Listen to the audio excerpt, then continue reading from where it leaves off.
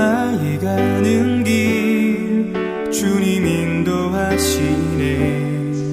그는 보이지 않아도 날 위해 일하시네. 주 나의 인도자 항상 함께 하시네. 사랑과 힘 베푸시며 인도하시네. 인도하시네.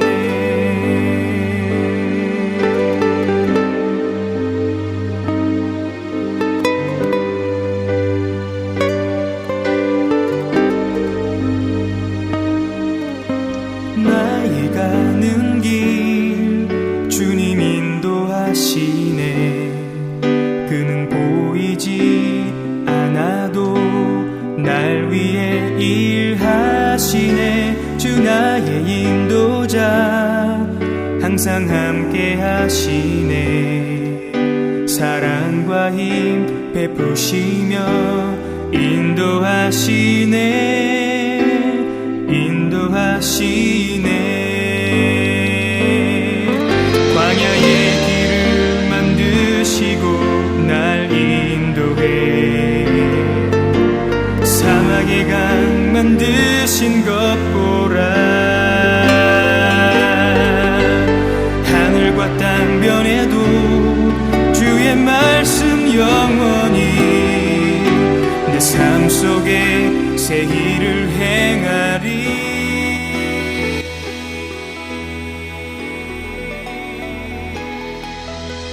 나의 가는 길 주님 인도하시네. 그는 보이지. 예, 여러분 안녕하세요. 오늘 하루 잘 지내셨습니까? 하루도 수고 많으셨고요. 아침엔 기도, 저녁엔 성경, 코로나 시대를 헤쳐나가는 크리스천의 능력인 줄 믿습니다. 어제 헷갈려가지고 오늘은 16장이 아니라 14장 하겠습니다. 너무 중요한 장이라서 분명히 녹화를 해놨는데 이게 제 지금 사용하는 노트북이 워낙 고무 사양이 낮아가지고 유튜브에 올라가지 않은 모양이에요. 죄송합니다. 순서가 바꿔졌는데 오늘 한번 보시겠습니다.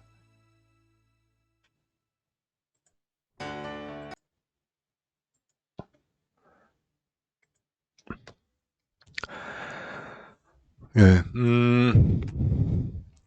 이제 카데스 바네아에서 어디 갔어? 이것이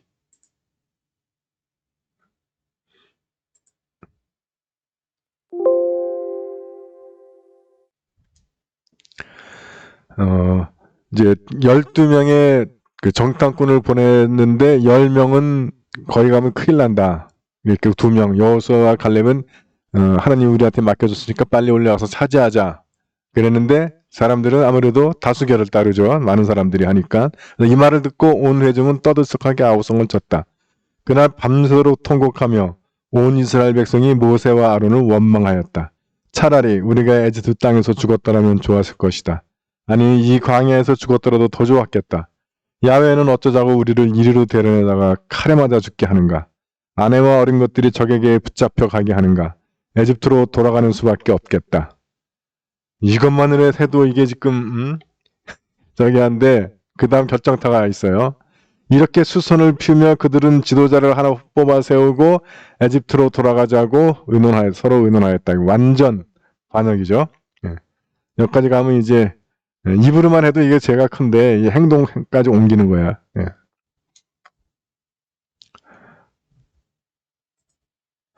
그러자 가나안 땅을 정탐하고 온 사람들 중에서 눈의 아들 여호수아와 여분네의 아들 갈렙이 옷을 찢으며 온 이스라엘 백성의 회중을 향하여 외쳤다. 우리가 돌아다니며 정탐하고 온 땅은 기막히게 좋은 땅이요. 우리가 야훼의 마음에 들기만 하면 우리는 그 땅으로 들어가 차지할 수 있을 것이요. 그 땅은 정령 젖과 꿀이 흐르는 땅이요. 야훼를 거역하는 짓을 하지 맙시다.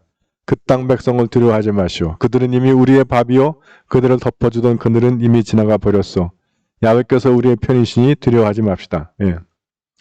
중요한 포인트들 나오죠 여기. 우리가 야훼 마음에 들기만 하면 그 땅은 우리 땅이 된다는 거예요. 그러니까 뭐야, 이 싸움은 누구의 싸움이에요? 우리와 거인족과의 싸움이 아니라 야훼와 거인족의 싸움인 거죠. 그래서 야훼를 거역하는 짓을 하지 맙시다. 그 땅 백성을 두려워하지 마시오. 우리가 주로 못 믿는 이유가 어디 있냐 하면 하나님을 생각하기보다 눈앞에 보이는 문제, 눈앞에 보이는 난관, 눈앞에 보이는 장애, 눈앞에 우리가 느낄 수 있는 역경, 고난, 시련, 이것만을 본다는 거예요. 그래서 문제죠. 그래서 우리가 그 문제만 바라볼 때 하나님은 작아 보이고 문제가 커 보이는 거예요. 이럴 때 우리가 이제 불순종하게 됩니다. 그래서 우리가 그 상황 넘어 역사하시는, 우리 눈앞에 들이닥치는 그 문제 넘어 역사하시는 하나님을 기억할 수 있어야 돼요. 그래서 그들은 이미 우리의 밥이다. 왜냐하면 그들을 덮어주던 그늘이 뭐예요? 예, 이게 그들의 신이죠. 그건 이미 지나가 버렸다. 그래서 야훼께서 우리의 편이시니, 예, 그거 아무 문제 없다. 두려워하지 맙시다. 여호수아와 갈렙은 이걸 알았다는 거예요. 예. 영적으로 우리가 앞서가는 사람들이란 바로 이런 사람들입니다. 예. 그러니까 그 서양 속담에 그런 말이 있대요. 평범한 사람들은 자기가 보고 싶은 현실만 본다. 좀 똑똑한 사람들은 눈에 보이는 현실을 제대로 다 본다. 천재들은 보이지 않는 현실도 보는 사람들이다. 그러니까 우리가 보통 사람들은 그 눈앞에 상황이 쫙 펼쳐져도 그걸 다 파악하지 못한다는 거예요. 그냥 자기 마음에 드는 거나 자기가 싫은 거나 그 현실만 바라보고 문제를 그걸로 다 파악을 해버리는 거예요. 그러니까 현실하고 안 맞죠. 그냥 자기 생각에만 빠져 있는 거죠. 그리고 그나마 좀 똑똑한 사람들이 눈앞의 현실을 정확하게 본다는 거예요. 객관적으로 정확하게. 예. 그래서 이제 올바른 길을 찾아갈 수가 있는데, 천재들은 보이지 않는 현실까지도 바라보기 때문에 그래서 누구도 예상 못했던 그 길을 찾아낸다는 거죠. 여기 여호수아와 갈렙이 바로 그런 사람들이죠. 눈앞에 보이는 현실은 그 땅은 굉장히 좋다. 그러나 좋은 땅이니까 딱 거인들이 차지하고 있다. 그리고 성벽으로 둘러싸여 있고 우리가 그들을 어떻게 이기냐? 야, 이기기 참 쉽지 않겠다. 이게 객관적인 팩트인데 이 백성들은 그것만을 바라봐요. 그러나 여호수아와 갈렙은 그 현상 넘어 있는 하나님을 바라보는 것이죠. 그렇게 보면 이 영적으로 충만한 사람들이 세상적으로도 천재에 가깝다고 볼 수 있겠죠. 그 말을 듣고 이 사람들이 순순히 따르겠습니까? 안 따라줘요. 또 두려움에 질린 사람들은 방법이 없어요. 그 두려움을 해소되기 전까지는. 그래서 여호수아와 갈렙이 이렇게 얘기하니까 온 회중이 그들을 막 돌로 치려는 거예요.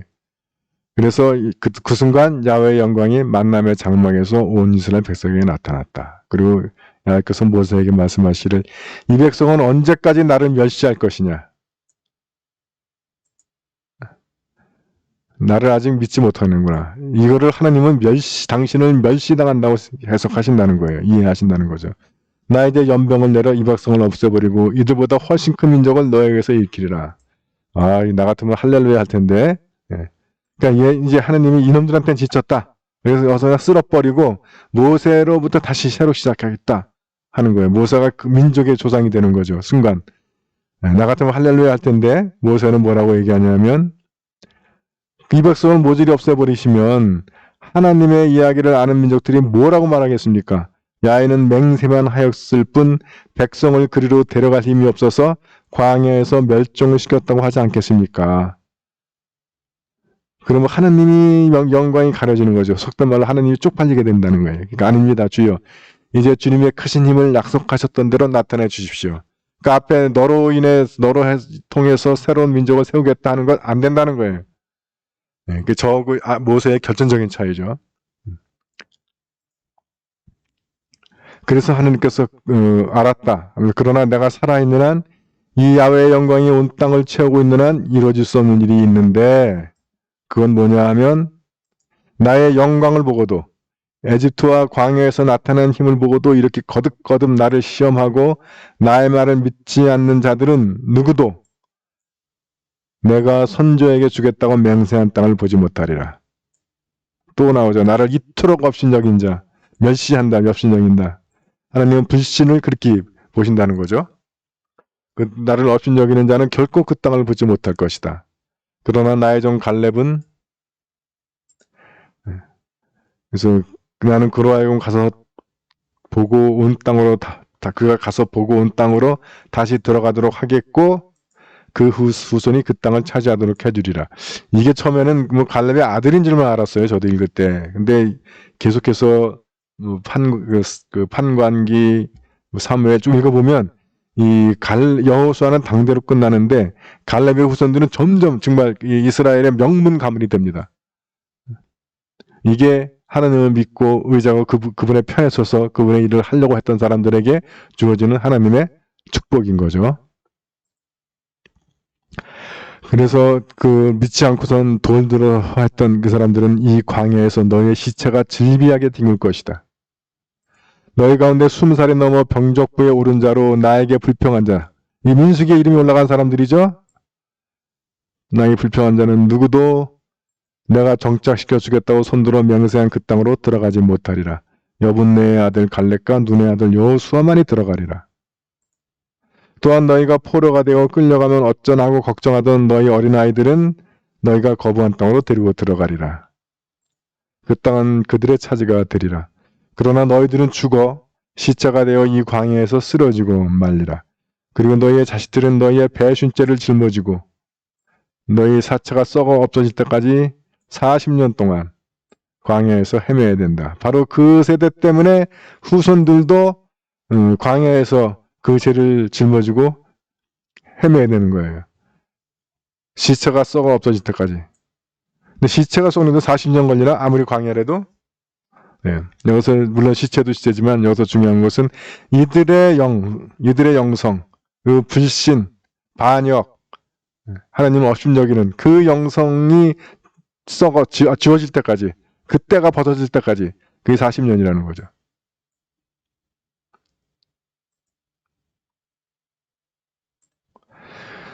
너희가 40일 동안 그 땅을 정탐했으니 하루를 하늘로 쳐서 40년 동안.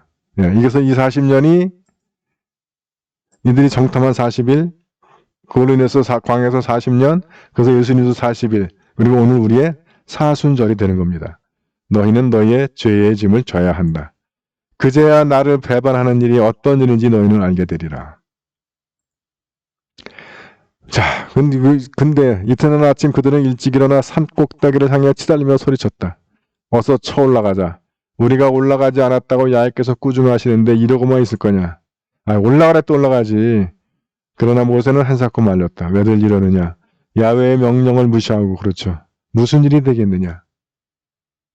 이건 모세만이 알 수 있는 거예요. 올라갈 생각을 말하라. 야훼께서는 이미 너희를 떠나셨다. 너희끼리 쳐 올라갔다가는 거기에서 적에게 패하게 되리라. 아말렉 사람들과 가나안 사람들이 너희에게 달려들어 칼로 무찔 것이다. 그렇죠. 하나님이 없으면 이들은 아나킴이나 이 거인 쪽은 고사하고 아말렉이나 가나안 사람한테도 게임이 안 되는 거야. 하나님이 계실 때는 아말렉이나 가나안은 이건 잽도 안 되고 두려워하는 거인들도 이길 수가 있다는 거예요. 너희는 야훼를 배반하여 야훼의 눈밖에 났다. 이게 벌써 운명 결정나는 거예요, 이거면. 그러나 그들은 그 말을 듣지 않고 산꼭대기를 향하여 치달렸다. 그러나 야훼의 계약궤도 모세도 진을 떠나지 않았다. 이게 하나님이 함께 하시지 않는다는 사인이죠. 그 산에 살던 아말렉 사람들과 가나안 사람들이 달려내려와 호르마까지 쫓아오면 그들을 무찔렀다. 그렇습니다. 그래서 이 카데스 바나바에서 이 반역했던 이야기가 나옵니다. 함께 생각해 볼 것. 우리는 문제의 직면에서 우리 눈앞에 보이는 고난이나 역경, 난관이나 장애를 보는가, 아니면 그 너머, 그 문제보다 더 크신 하나님의 능력을 보는가. 혹시 우리가 살아오면서 그 판단을 잘못해가지고 아까운 기회를 놓친 적이 없는지 한번 돌아보셨으면 좋겠습니다.